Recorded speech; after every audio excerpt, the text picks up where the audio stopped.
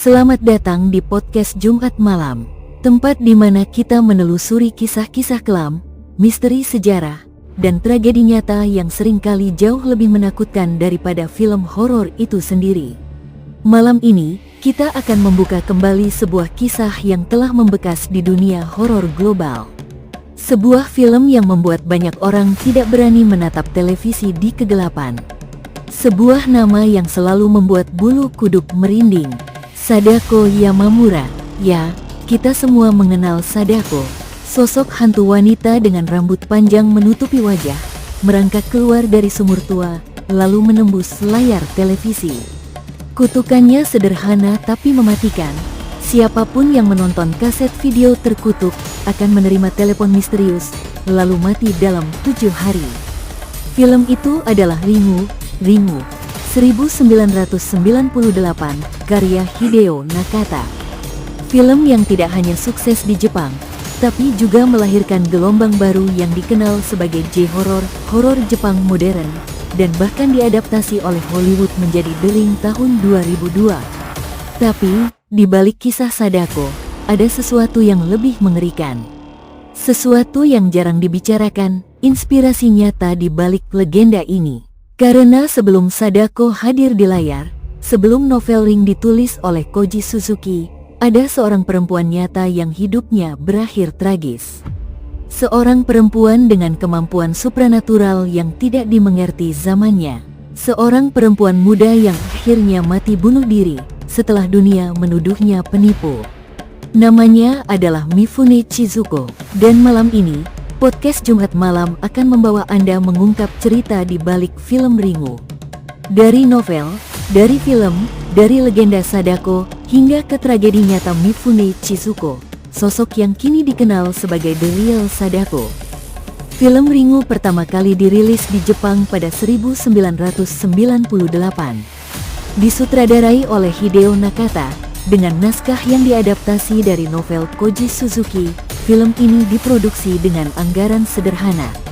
Tidak ada efek CGI berlebihan, tidak ada darah muncrat di mana-mana. Justru kesederhanaannya yang membuatnya menyeramkan.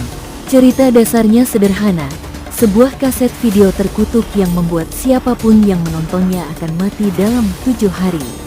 Kutukan itu terkait dengan roh dendam Sadako Yamamura. Apa yang membuat Ringu begitu kuat adalah suasana. Kamera yang lambat, warna pucat kebiruan, suara-suara samar, dan terutama sosok Sadako yang merangkak keluar dari televisi. Adegan ini menjadi ikonik, menempel di benak siapapun yang menontonnya. Film ini sukses besar, baik di Jepang maupun internasional. Ia melahirkan tren J-horror yang kemudian diikuti oleh film seperti Ju-on, The Grudge, 2002, Dark Water, 2002, dan banyak lagi. Adaptasi Amerika, The Ring, 2002, juga sukses besar dan membuat Sadako, yang dalam versi barat bernama Samara Morgan, menjadi ikon horor global. Tapi apa yang jarang disadari orang adalah, Ringu bukan sekadar film horor. Ia adalah refleksi dari budaya Jepang.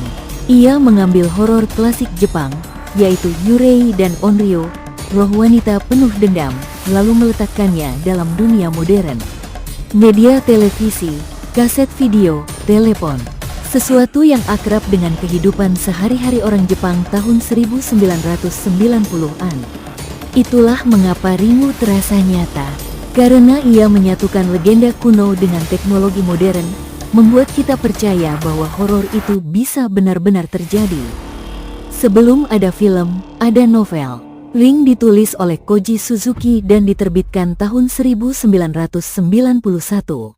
Suzuki dikenal sebagai Stephen King Jepang. Ia suka menulis cerita horor yang bukan sekadar tentang hantu, tapi juga tentang psikologi, sains, dan kecemasan modern. Dalam novel Ring, Sadako bukan hanya roh dendam. Ia adalah semacam virus psikis. Kutukannya menular seperti penyakit, menjadikan novel ini perpaduan horor dan sains fiksi. Tokoh utamanya adalah Kazuyuki Asakawa, seorang jurnalis yang menyelidiki kematian remaja-remaja misterius setelah menonton sebuah kaset video. Novel ini sukses besar, dan memunculkan sequel, Spiral, 1995, dan Loop, 1998.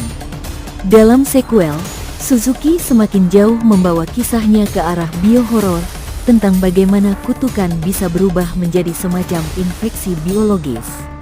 Namun, satu hal yang menempel adalah latar belakang Sadako.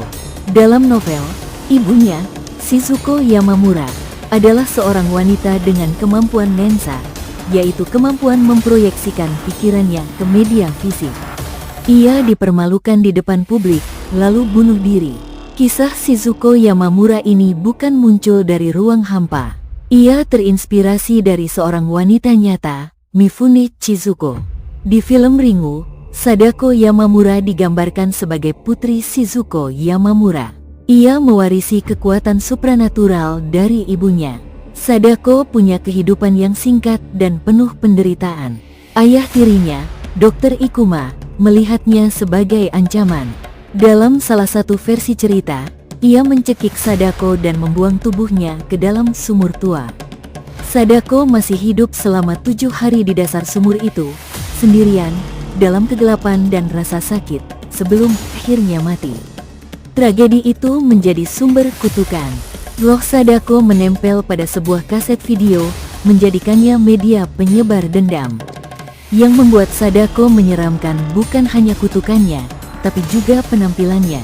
Rambut hitam panjang menutupi wajah, tubuh putih pucat, gerakan aneh ketika merangkak. Ia adalah representasi sempurna Onryo, roh dendam wanita Jepang.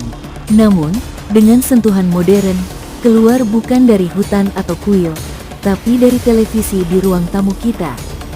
Dalam budaya Jepang, hantu perempuan sangat menonjol.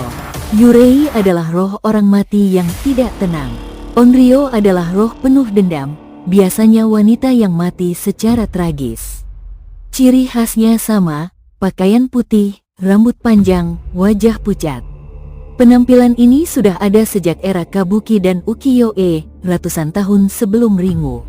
Sadako adalah penerus tradisi itu. Tapi uniknya, ia ditempatkan di dunia modern. Ia tidak keluar dari hutan bambu, tapi dari televisi. Ia tidak menghantui rumah tua, tapi menjangkiti lewat kaset video.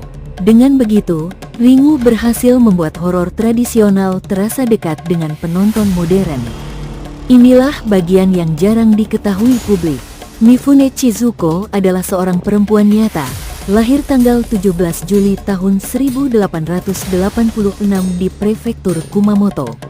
Sejak muda, ia mengaku memiliki kemampuan Nensa, Mianxie, mencetak bayangan pikirannya ke pelat fotografi.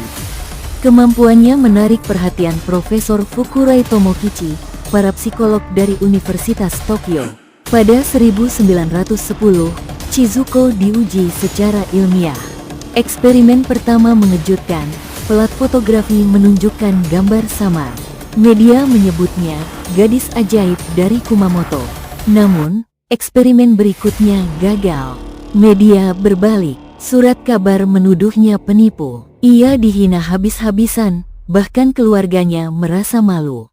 Tekanan itu menghancurkan mental Chizuko. Pada tanggal 18 Januari tahun 1911, ia bunuh diri dengan meminum racun.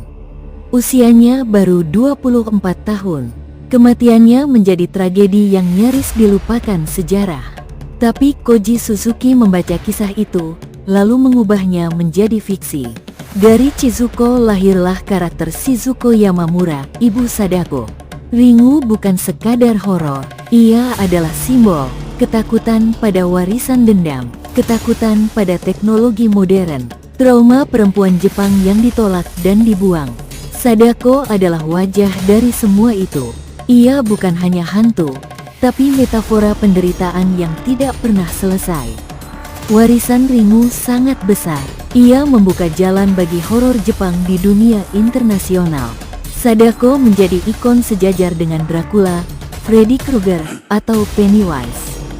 Bedanya, Sadako lahir dari tragedi nyata. Malam ini, kita telah menelusuri kisah di balik Ringu. Dari film Hideo Nakata, dari novel Koji Suzuki, dari sosok Sadako, hingga tragedi nyata Mifune Chizuko. Sadako mungkin fiksi, tapi horor sejati selalu berakar pada kenyataan. Dan kenyataan itulah yang membuat Ringu begitu menyeramkan. Dari podcast Jumat Malam, saya ucapkan terima kasih telah mendengarkan. Selamat malam, dan ingatlah, jangan pernah biarkan televisimu menyala sendirian di kegelapan.